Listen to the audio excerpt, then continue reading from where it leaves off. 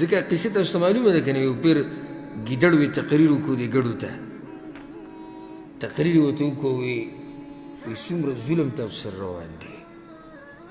په ځنګل کې هر ځناور هر څاروی مزې کوي ځان له آزاد ګرځي او تاسو دې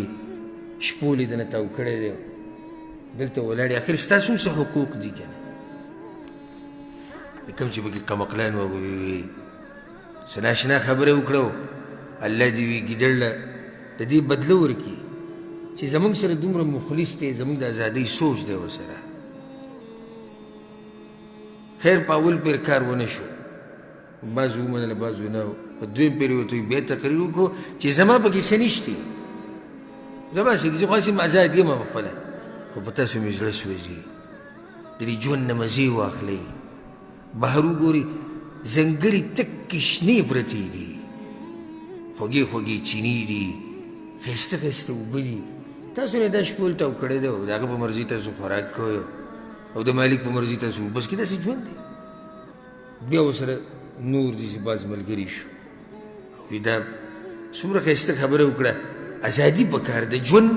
د خپلې مرضۍ زما دا خبره نن ډېره قیمتي ده او یو اهم نصیحت دی په هره فتنه کې صرف د حجاب مسله نه په هره فتنه کې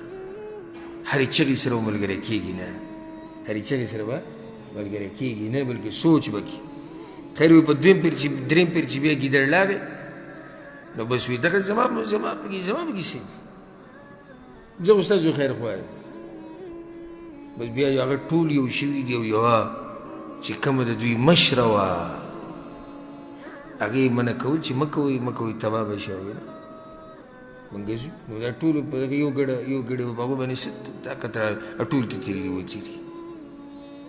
بهر ته وتي دي او بیا پې دې ګیدړانو او دې شرمخانو بیا حملې کړي دې ازمرو پې حملې کړي دي او سپو پې حملې کړي دي